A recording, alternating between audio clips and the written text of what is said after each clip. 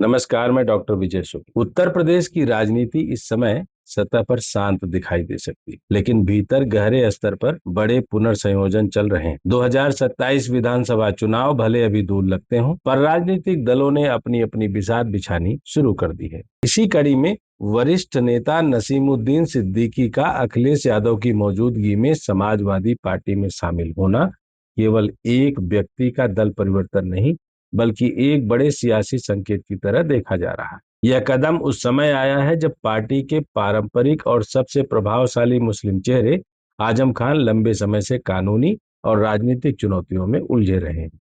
ऐसे में यह सवाल केवल व्यक्ति केंद्रित नहीं बल्कि संरचना केंद्रित है। क्या यह एंट्री सपा की आंतरिक रणनीति का पुनर्गठन है?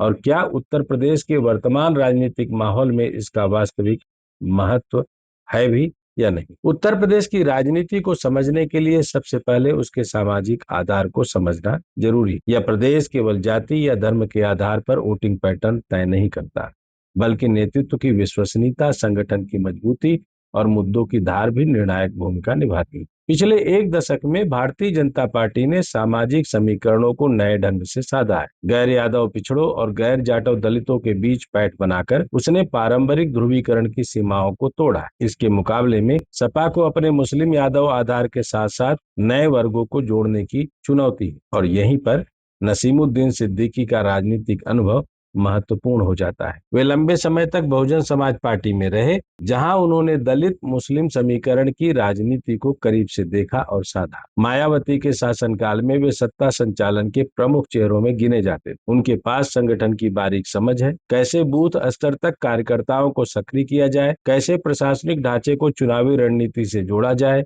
और कैसे क्षेत्रीय असंतोष को राजनीतिक अवसर में बदला जाए। बाद में उन्होंने कांग्रेस का भी दामन थामा, लेकिन वहां उन्हें वह राजनीतिक विस्तार नहीं मिला जिसकी अपेक्षा थी। इस पूरी यात्रा ने उन्हें उत्तर प्रदेश की राजनीति का बहुआयामी खिलाड़ी बना दिया। अब सवाल यह है कि सपा में उनकी भूमिका होगी क्या? क्या वे आजम खान का विकल्प है? राजनीति में विकल्प शब्द का अर्थ केवल पद का प्रतिस्थापन नहीं होता। विकल्प का मतलब है वैकल्पिक नैरेटिव, वैकल्पिक नेतृत्व और वैकल्पिक ऊर्जा। आजम खान लंबे समय तक सपा के भीतर मुस्लिम अस्मिता और आक्रामक विपक्ष की आवाज रहे।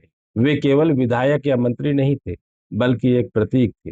रामपुर उनका किला था और उनका भाषण शैली सपा की पहचान का हिस्सा बन चुकी थी।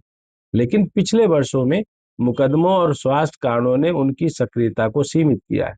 इससे पार्टी के भीतर और बाहर यह धारणा बनी कि मुस्लिम नेतृत्व का केंद्रीय चेहरा कमजोर पड़ा है। ऐसी स्थिति में यदि अखिलेश यादव भविष्य को ध्यान में रखते हुए एक वैकल्पिक नेतृत्व तैयार करना चाहें, तो यह अस्वाभाविक नहीं होगा। राजनीति में शून्य कभी खाली नहीं रहता, उसे भरा जाता है। नसीमुद्दीन सिद्दीकी उस शून्य को भरने की क्षमता रखते हैं।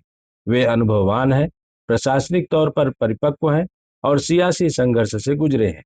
लेकिन क्या वे आजम खान की जगह ले सकते हैं? यहाँ जवाब सरल नहीं होगा। आजम खान का जनाधार केवल संगठन पर आधारित नहीं, बल्कि भावनात्मक जुड़ाव पर आधारित है। मुस्लिम समाज के एक बड़े वर्ग में उनके प्रति सहानुभूति और समर्थन दोनों है। ऐसे में सीधे प्रतिस्थापन की कोशिश सपा के लिए जोखिमपूर्ण हो सकती है। दूसरा दृष्टिकोण यह है कि नसीमुद्दीन को विकल्प नहीं, बल्कि सियासी बूस्टर के रूप में देखा जाए। उत्तर प्रदेश की वर्तमान राजनीति में विपक्ष के सामने सबसे बड़ी चुनौती है नैरेटिव की धार। भाजपा का संगठन मजबूत है, सरकार की मशीनरी उसके पास है और राष्ट्रीय मुद्दों की छाया प्रदेश पर पड़ती रहती है। ऐसे में सपा को आक्रामक और अनुभवी चेहरों की जरूरत है जो सरकार पर निरंतर दबाव बना सके। नसीमुद्दीन इस भूमिका में फिट बैठते हैं। वे सदन में हो या सड़क पर आक्रामक रुख अपनाने का अनुभव रखते हैं। यदि वे आजम खान के साथ मिलकर मुस्लिम और दलित वर्ग में संवाद बढ़ाते हैं, तो यह सपा के लिए ताकत का काम कर सकता है। उत्तर प्रदेश का आज का सियासी माहौल केवल जातीय समीकरणों से तय नहीं हो रहा। बेरोजगारी, कानून व्यवस्था, महंगाई और क्षेत्रीय असंतोष जैसे मुद्दे भी प्रभाव डाल रहे हैं। पश्चिमी उत्तर प्रदेश में किसान राजनीति की हलचल है, बुंदेलखंड में विकास और पानी का सवाल है, पूर्वांचल में स्वास्थ्य और रोजगार का मुद्दा है। ऐसे में सपा को एक व्यापक सामाजिक गठबंधन की जरूरत है। अखिलेश यादव पीडीए यानी पिछड़ा दलित अल्पसंख्यक की अवधारणा को आगे बढ़ा रहे हैं। नसीमुद्दीन का बसपा पृष्ठभूमि इस रणनीति को मजबूती दे सकता है। वे दलित मुस्लिम संवाद की भाषा समझते हैं और उस पुल का निर्माण कर सकते हैं जिसे सपा लंबे समय से तलाश रही है। लेकिन राजनीति में हर चाल का जवाब भी होता है। भाजपा की रणनीति अक्सर विपक्षी एकजुटता को तोड़ने और नए सामाजिक समीकरण गढ़ने की रही है। यदि सपा मुस्लिम नेतृत्व को पुनर्संगठित करती है तो भाजपा गैर यादव पिछड़ों और गैर गैर जाटव दलितों के बीच अपनी पकड़ और मजबूत करने की कोशिश करेगी। इस टकराव में नसीमुद्दीन की भूमिका कितनी प्रभावी होगी, यह उनके संगठन कौशल और जनसंपर्क पर निर्भर करेगा। एक और पहलू आंतरिक संतुलन का है। सपा में पहले से कई वरिष्ठ नेता हैं। यदि नसीमुद्दीन को अत्यधिक महत्व दिया जाता है तो भीतर असंतोष भी जन्म ले सकता है। राजनीति में बाहरी विस्तार और आंतरिक संतुलन दोनों को साथ लेकर चलना पड़ता है। अखिलेश यादव के सामने चुनौती यही है कि वे नए चेहरे को स्थान दें, लेकिन पुराने समीकरणों को अस्थिर न होने दें। आजम खान की बात करें तो यह देखना होगा कि वे स्वयं इस नई एंट्री को कैसे देखते हैं। यदि वे इसे समर्थन के रूप में स्वीकार करते हैं तो यह सपा के भीतर एक सामूहिक नेतृत्व को संकेत देगा। लेकिन यदि इसे प्रतिस्पर्धा के रूप में देखा गया तो यह पार्टी के लिए कठिनाई पैदा कर सकता है। राजनीति में व्यक्तित्वों का टकराव अक्सर संगठनात्मक मजबूती को कमजोर कर देता है। कुल मिलाकर नसीमुद्दीन सिद्दीकी की एंट्री का महत्व केवल इस बात में नहीं है कि वे किसकी जगह लेते हैं या किसे मजबूती देते हैं। असली महत्व इस बात में है कि वे उत्तर प्रदेश की बदलती राजनीति में सपा के लिए कितनी नई ऊर्जा और रणनीतिक गहराई ला पाते हैं। यदि वे दलित मुस्लिम पिछड़ा संवाद को नए स्तर पर ले जाते हैं, यदि वे संगठन को बूथ स्तर तक सक्रिय करते हैं और यदि वे विपक्षी नैरेटिव को धार देते हैं तो उनका योगदान निर्णायक हो सकता है। उत्तर प्रदेश की राजनीति हमेशा बहुस्तरीय रही है। यहाँ व्यक्ति, विचार और समीकरण तीनों साथ चलते हैं। नसीमुद्दीन की एंट्री इसी बहुस्तरीय खेल का हिस्सा है। यह एक चाल है, सोची समझी, समयबद्ध और दूरगामी।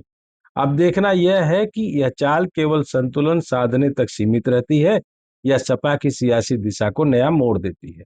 आने वाले महीनों में प्रदेश की राजनीति का तापमान बढ़ेगा और तभी साफ होगा कि यह एंट्री इतिहास के हाशिए पर दर्ज होती है या मुख्य पृष्ठ पर। अगर आपको लगता है कि नसीमुद्दीन सिद्दीकी एक सियासी विकल्प की बजाय सियासी बूस्टर है तो अपनी राय जरूर लिखिएगा और यह भी लिखिएगा, क्या मायावती के गणित और उसके जातीय दंभ को नसीमुद्दीन सिद्दीकी की मौजूदगी वहां से सपा में लाने का प्रयास कर पाएगी क्या। जय हिंद, जय भारत।